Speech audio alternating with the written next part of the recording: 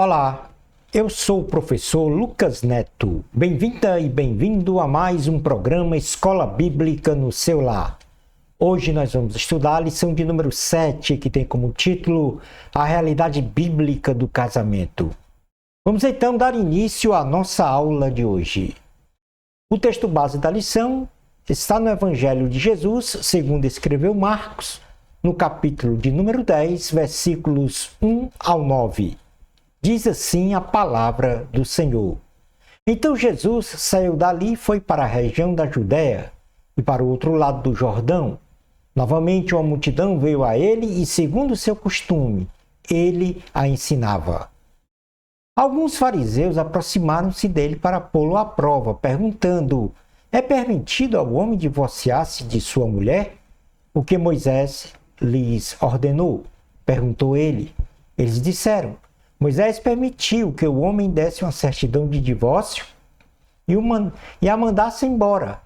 Respondeu Jesus: Moisés escreveu essa lei por causa da dureza do coração de vocês. Mas no princípio da criação, Deus os fez homem e mulher. Por esta razão, o homem deixará pai e mãe e se unirá à sua mulher, e os dois se tornarão uma só carne, uma só pessoa.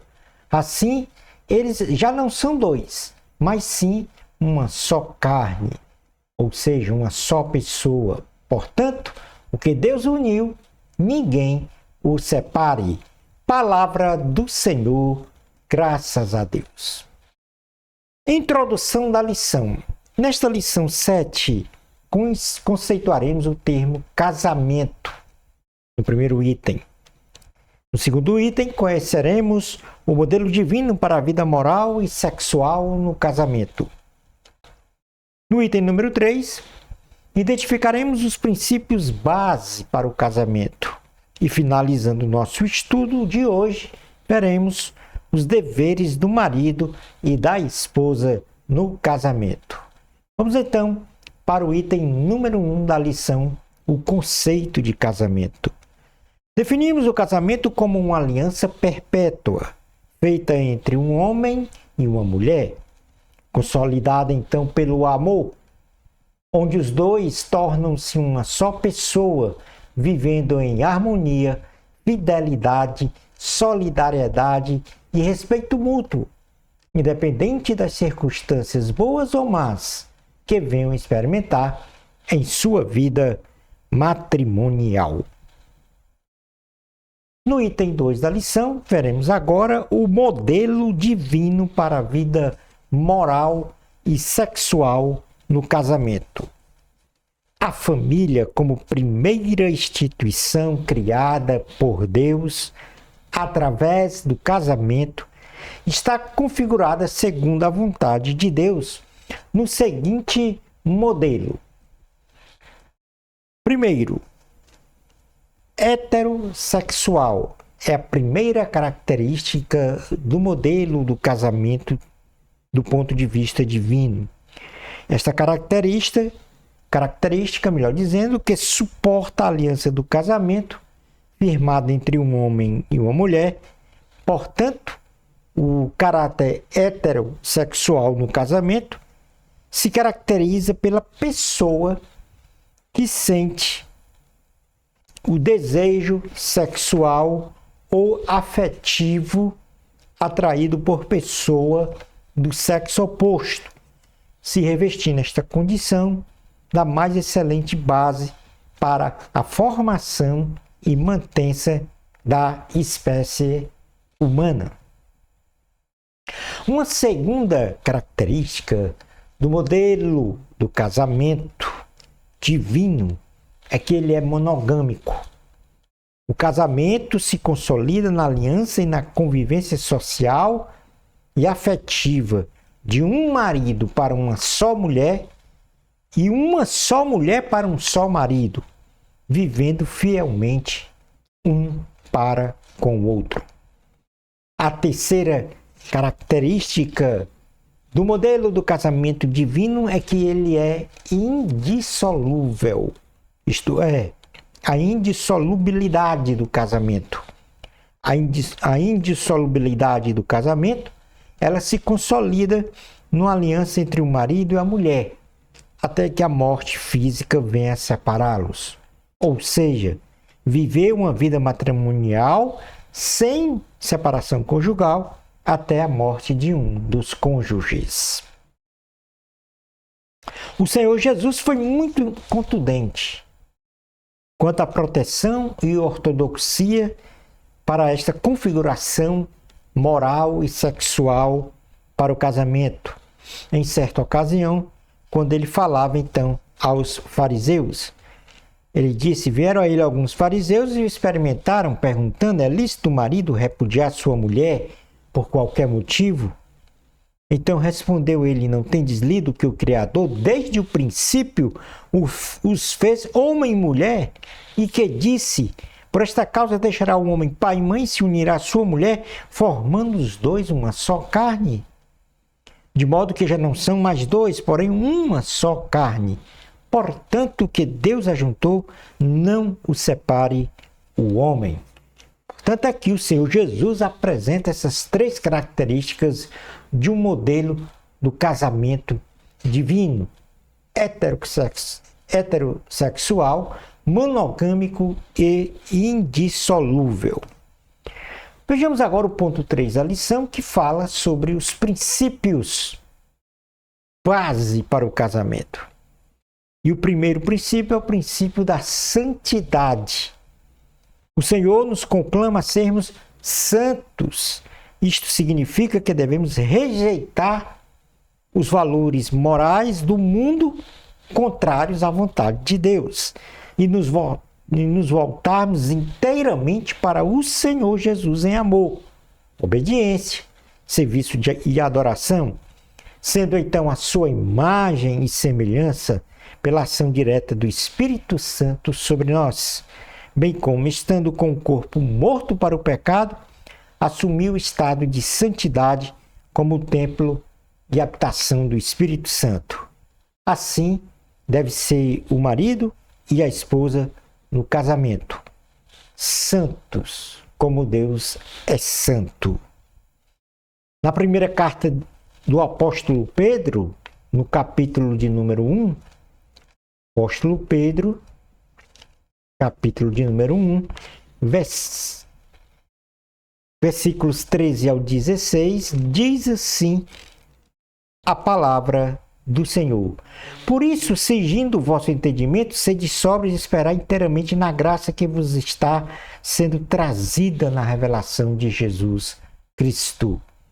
Como filhos da obediência, não vos amoldeis às paixões que tinhas anteriormente na vossa ignorância.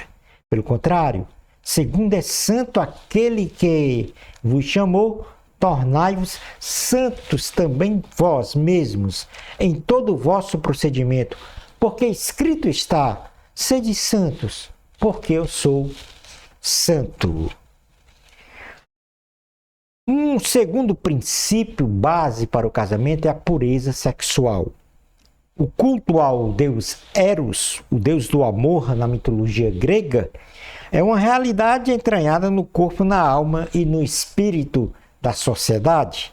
E é por isso que devemos estudar sobre a sexualidade à luz da Bíblia, para não sermos engolfados pelo modelo da vida sexual apresentado pelos sodomitas, que desvirtuou a pureza e a sacralidade do sexo criada e dada por Deus ao ser humano. Foi no âmbito do casamento que o Senhor Jesus circunscreveu a lícita prática de uma relação sexual. E somente nesta circunscrição é que esta relação é lícita e abençoada por Deus. Na primeira carta aos Tessalonicenses, no capítulo 4, versículos 1 ao 8, diz assim a palavra do Senhor: finalmente, irmãos, nós vos rogamos e exortamos no Senhor Jesus, que, como de nós recebeste, quanto à maneira por que deveis viver e agradar a Deus, e efetivamente estáis fazendo, continues progredindo cada vez mais, porque estáis inteirados de quantas instruções vos demos da parte do Senhor, pois esta é a vontade de Deus, a vossa santificação, que vos abstenhais da prostituição, que cada um de nós saiba possuir o próprio corpo em santificação e honra, não com desejo de lascívia, como os gentios que não conhecem a Deus, e que nesta matéria ninguém ofenda, nem defraude a seu irmão, porque o Senhor contra todas estas coisas, como antes nos avisamos e testificamos claramente, é o vingador. Porquanto Deus não nos chamou para a impureza, e sim para a santificação. Dessarte, quem rejeita estas coisas, não rejeita o homem, e sim a Deus, que também vos dá o seu Espírito Santo. Amém. A terceira, ou o terceiro princípio base para o casamento é a fidelidade. A fidelidade é caracterizada por uma conduta justa, leal e de sinceridade para com a pessoa. Assim, a relação entre um homem e uma mulher no casamento deve ser permeado por diálogo sincero, confiável, honesto e com palavras verdadeiras. Indo agora para o último item da lição, nós vamos para o item 4 e vamos desta feita falar sobre os deveres do marido e da esposa no casamento. E vamos começar pelos deveres do marido em relação à esposa. Como aqui é muito extenso esses deveres, por que não dizer obrigações, vou apenas fazer uma leitura do significado desse dever e indicar qual é o texto base. E aí você poderá, com mais profundidade, consultar as nossas notas de aula, que está na nossa página, e aí você terá ficar inteirado, vamos dizer assim, dos versículos que suportam, então, cada dever. Então, o primeiro dever do marido é amar a esposa como Cristo amou a igreja. Efésios capítulo 5, versículo 25. Amar a esposa como Cristo amou a igreja. O amor de Jesus com a igreja é o padrão de amor do marido para com a sua esposa. Assim deve ser. Jesus amou a sua igreja voluntariamente, profundamente, sacrificialmente, deu a sua própria vida pela igreja e com amor eterno. É o amor a base peculiar das afeições, da confiança e da fidelidade no casamento. Portanto, aqui está amar a esposa como Cristo amou a igreja. Segundo dever do marido para com a esposa, não se irritar com ela. Colossenses capítulo 3, versículo 19. O marido não deve ficar impaciente com sua esposa, não provocá-la ou ficar irado com ela. Terceiro dever, coabitar com entendimento, dando honra à mulher. Primeira carta de Pedro, capítulo 3, versículo 7. A vida em uma casa familiar deve ser pacífica, onde deve prevalecer o diálogo, a paciência, a compreensão, a estima e a dignidade. Quarto dever do marido em relação à esposa: consultar a esposa.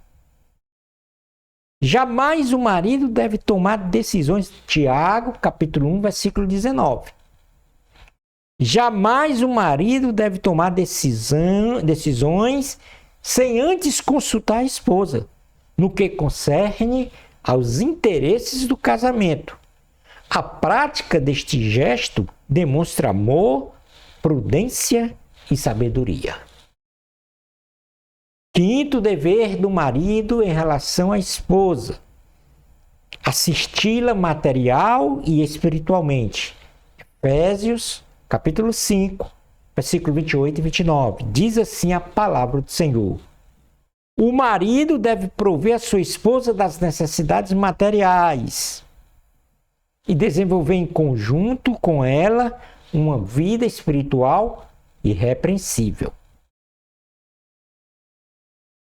Sexto dever: protegê-la física e moralmente. Cantares, capítulo 4, versículo 12. O marido não deve considerar-se o senhor do lar, e sim o protetor, a começar protegendo a esposa, tanto física como moralmente, das ameaças internas e externas de seu casamento. Vamos agora para os deveres da esposa em relação ao marido. E aqui nós vamos colocar como base o livro de Provérbios, capítulo de número 31, que fala sobre a mulher virtuosa. E neste capítulo 31, especialmente no versículos 10, 11, 17,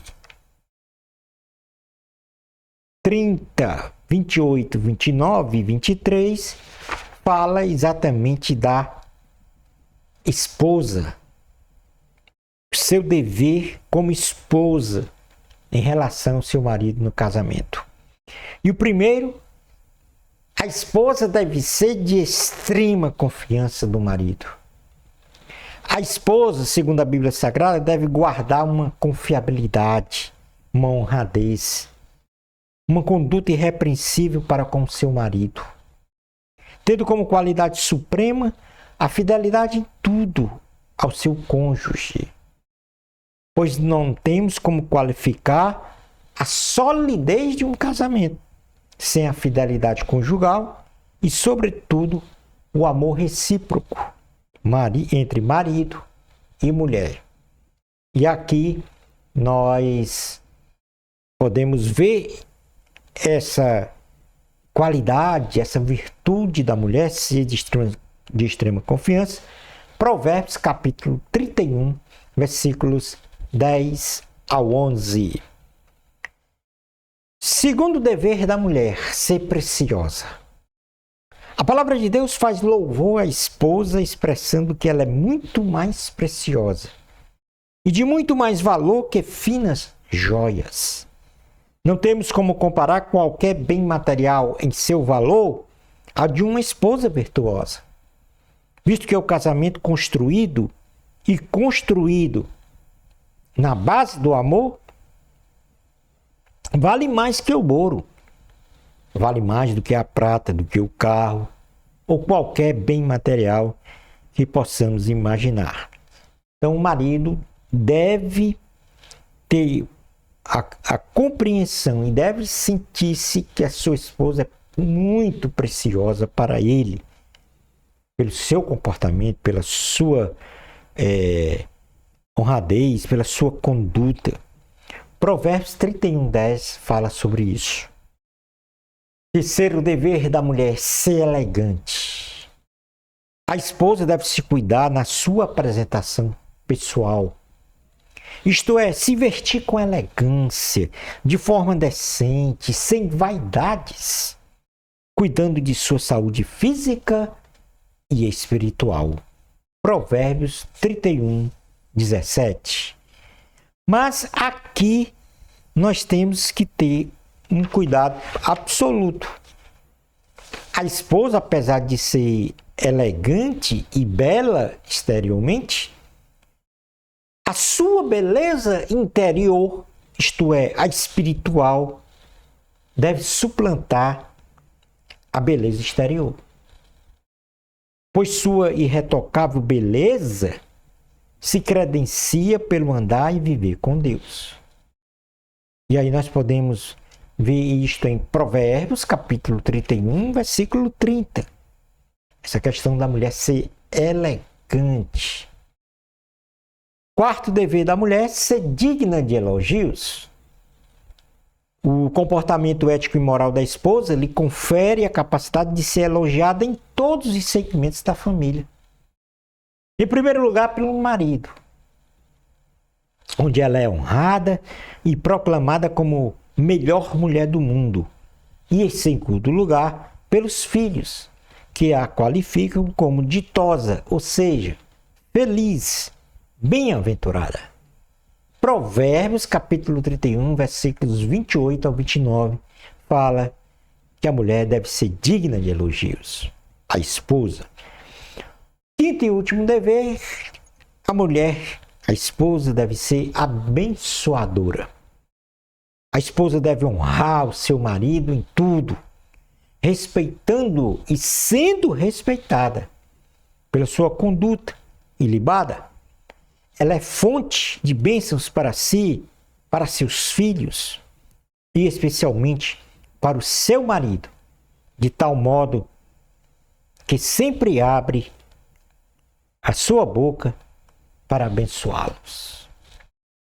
Palavra do Senhor, este dever está em Provérbios, capítulo 31, versículo 23. E, portanto, aí nós temos, então, de uma forma assim, recapitulando, né? O conceito do casamento, o modelo divino para o casamento na questão moral e sexual deve ser heterossexual, monogâmico, indissolúvel. Os princípios base para o casamento: santidade, pureza sexual, fidelidade. E os deveres do marido com relação à esposa: amar a esposa como Cristo amou a igreja, não se irritar com ela, coabitar com entendimento, dando honra à mulher, consultar a esposa, assisti-la material e espiritualmente, protegê-la física e moralmente. Os deveres da esposa: ser de extrema confiança, ser preciosa, ser elegante, ser digna de elogios, ser abençoadora. Este é o modelo para o casamento exarado na palavra de Deus, isto é, segundo a vontade de Deus para o casamento. Concluindo a aula de hoje, nesta lição, aprendemos que o casamento é definido como uma aliança entre um homem e uma mulher, marido e esposa, assumindo o casamento um modelo heterossexual, atração sexual e afetiva entre pessoas do sexo oposto. Monogâmico, um marido para uma só esposa e uma esposa para um só marido. E indissolúvel, até que a morte de um dos cônjuges os separe. Aprendemos que os princípios básicos para o casamento são santidade, ser santo separado do pecado e consagrado a Deus, é a santidade. Ter pureza sexual, viver com o cônjuge a pureza e a sacralidade do sexo, circunscrita exclusivamente ao casamento. E a fidelidade, conduta mútua, justa, leal, sincera, na aliança conjugal firmada. Por fim, aprendemos os deveres do marido em relação à esposa. Amar a esposa como Cristo amou a igreja. Não se irritar com ela, coabitar com entendimento, dando-lhe honras, consultar a esposa, assisti-la material e espiritualmente, protegê-la física e espiritualmente. E da esposa em relação ao marido no casamento. Ser de extrema confiança, ser preciosa, ser elegante, ser digna de elogios e ser abençoadora. Shalom Adonai. Portanto, aí nós repetimos por 3 vezes esse modelo base do casamento segundo a vontade divina. Bênçãos especiais de Jesus para você. Amor a Cristo. A glória sempre é de Deus. Na próxima lição, nós vamos estudar a lição 8, a realidade bíblica do trabalho. Até ao nosso próximo programa Escola Bíblica no Seu Lar. Isto, se Deus permitir.